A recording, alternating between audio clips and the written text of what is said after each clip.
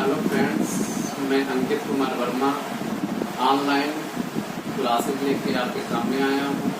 GK, GS और current affair पर आप कोई भी प्रतियोगी परीक्षाओं का एग्जाम देते होंगे या देंगे या दे चुके होंगे तो आप देखे होंगे कि उसमें मैथ, रीजनिंग, हिंदी और करंट अफेयर, जीके, जीएस रहता है, जिसमें जीके और जीएस और करंट अफेयर की जो मात्रात्मक संख्या होती है वो ज़्यादा होती है, ज़्यादा भी होती है। और एक और चीज़ है, अगर जीके और जीएस की अगर अच्छी समझ पैदा हो जाए, कंसेप्ट क्लियर हो जाए, तो आप परीक्षा में समय बचाते हुए उसे अच्छा से कर भी सकते हैं और अच्छा नंबर भी गेन कर सकते हैं।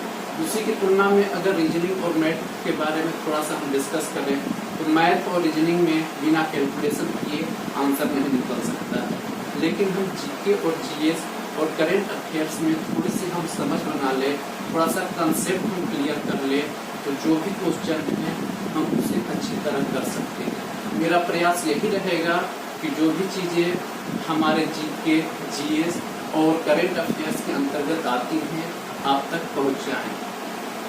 तो जीके,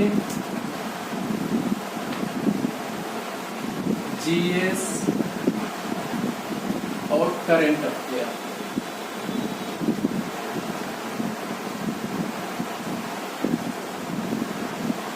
दोस्तों बहुत सारे लोगों को जीके और जीएस में कंफ्यूजन होता है।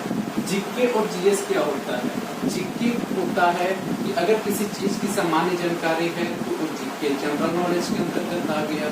अगर उसी चीज के बारे में थोड़ा सा हमें डिटेल जानकारी हो गया तो वो जीएस के अंतर्गत आ गया।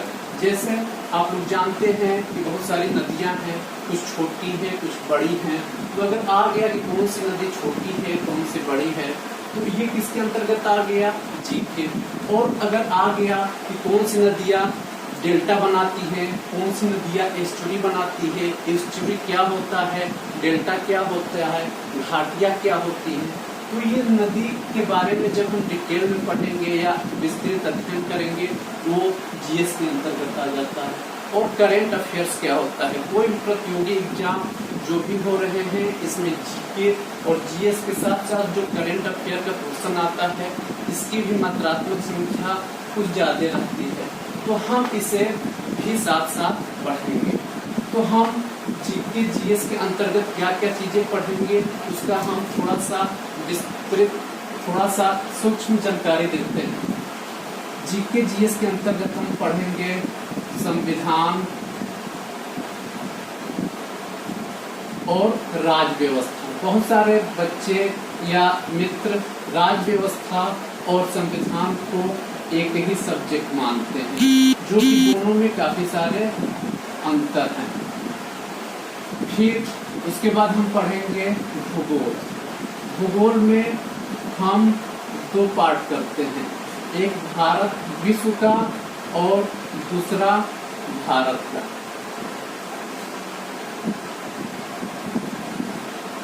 फिर उसके बाद इतिहास। इतिहास को 3 पार्ट में हम डिवाइड करते हैं, प्राचीन, मध्यकालीन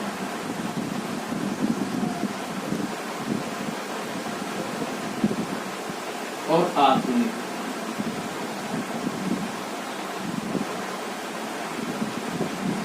फिर हम आगे बढ़ते हैं तो हम अर्थव्यवस्था के बारे में आते हैं।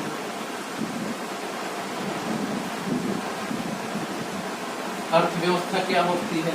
फिर उसके बाद पर्यावरण। ऐसे तो पर्यावरण जो है वो ज्योग्राफी या भूगोल का पार्ट है, लेकिन इसका दायरा इतना बढ़ गया है कि एक इसको सब्जेक्ट के रूप में देखा जा रहा है। इसलिए कोई प्रतियोगी परीक्षाओं का एग्जाम होता है तो पर्यावरण का पोर्शन जीके और जीएस में ज्यादा होता है। उसके बाद हम पढ़ेंगे विज्ञान और प्रौद्योगिकी। विज्ञान से तात्पर्य जीव विज्ञान, वनस्पति विज्ञान, भौतिक विज्ञान और रसायन विज्ञान से है। और प्रौद्योगिकी से संबंधित टेक्नोलॉजी से है, जिससे कंप्यूटर,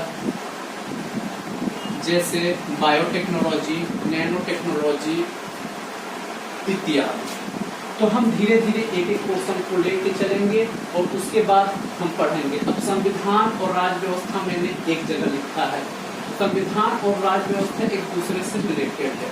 संविधान क्या होता है कि इस विधान का मतलब होता है नियम, और संविधान का मतलब एक विशेष प्रकार का नियम। और राज्य व्यवस्था क्या होता है, नाम ही से लग रहा है कि ये व्यवस्था है। किसकी व्यवस्था है, राज्य की व्यवस्था है, यानी कि जिस देश में हम रहते हैं उसकी व्यवस्था है। और ये जो व्यवस्था है इस संविधान के अंतर्गत व्यवस्थित किया गया है, इसलिए दोनों चीजें एक दूसरे से हम जोड़ के पढ़ते हैं। तो सबसे पहले हम राज्य व्यवस्था से हम अपनी शुरुआत करेंगे।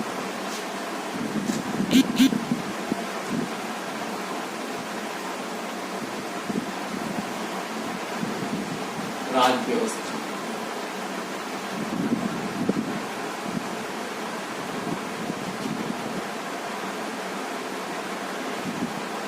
राज्य व्यवस्था में सबसे पहले हम संसद को पढ़ेंगे। संसद क्या होती है? संसद, देखिए संविधान में बहुत सारी चीजें, बहुत सारे संविधान में बहुत सारे व्यवस्थाएं हम दूसरे देशों से लिए हैं। जो देश की व्यवस्थाएं संविधान में वहाँ की अच्छी हमें लगी तो हमारे संविधान निर्माताओं ने वहाँ से ले लिया। जैसे भारत की संसदीय व्यवस्था हम ब्रिटेन से लिए हैं, तो ब्रिटेन से संसदीय व्यवस्था लिए हैं, लेकिन संसद कहते कैसे हैं, किसे हैं, इसके बारे में हम चर्चा करेंगे। संसद, संसद को अंग्रेजी में पार्लियामेंट कहते हैं। संसद 3 चीजों से मिलकर बना होता है, लोकसभा,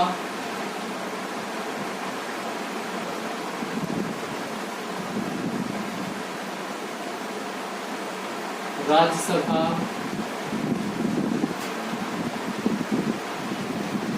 और राष्ट्रपति।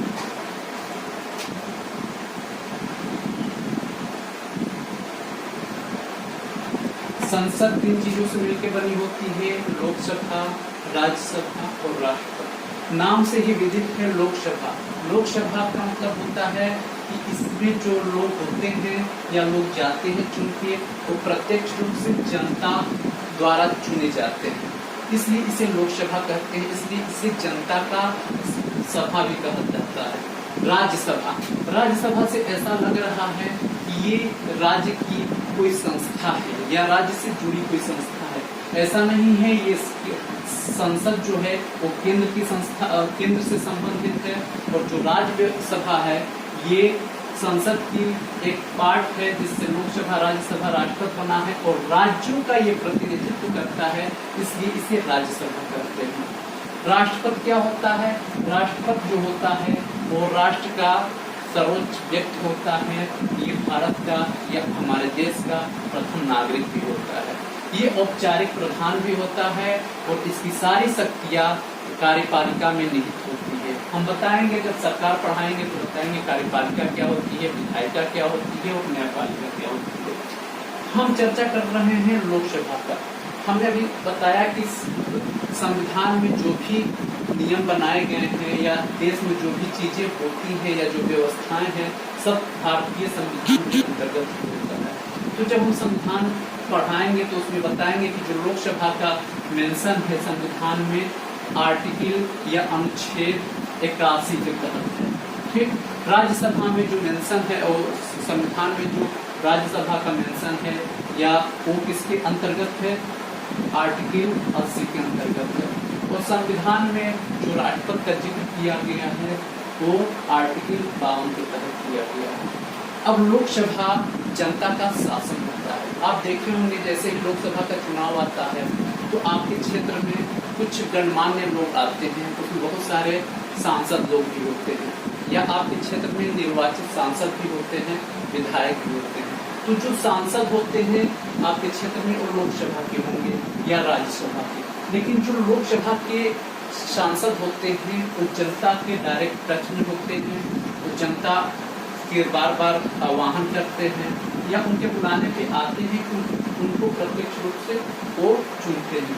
राज्यसभा के जो सांसद होते हैं उनको भी सांसद ही कहा जाता है, लेकिन ये जनता के सामने इसलिए नहीं आते हैं कि जनता इनको प्रत्यक्ष रूप से नहीं चुनती है। क्यों नहीं चुनती है? ये राज्यों का जो विधानसभाएं होती है उसके निर्वाचित सदस्य इनका निर्वाचन करते हैं, इसलिए ये जनता के संपर्क में बहुत ज्यादा नहीं होती है। और राष्ट्रपति क्या होते हैं? ये लोकसभा, राज्यसभा, राज्यों की विधानसभाओं के निर्वाचित सदस्य प्लस दिल्ली और पांडिचेरी जो केंद्र शासित प्रदेश है तो वहाँ के जो विधानसभाएं हैं वहाँ के निर्वाचित सदस्य इनका चुनाव करते हैं। फिर हम थोड़ा सरकार के बारे में जान लेते हैं। सरकार सत्ता है। सरकार किन चीजों से मिलकर बनी होती है? सरकार दो तरह की होती है। भारत में दो तरह की सरकार है, एक केंद्र की सरकार और एक राज्य की सरकार। तो केंद्र की सरकार हो या राज्य की सरकार हो, तीन चीजों से ये भी मिलकर बनी होती है। विधायिका,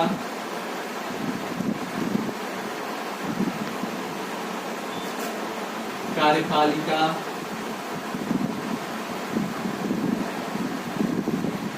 और न्यायपालिका।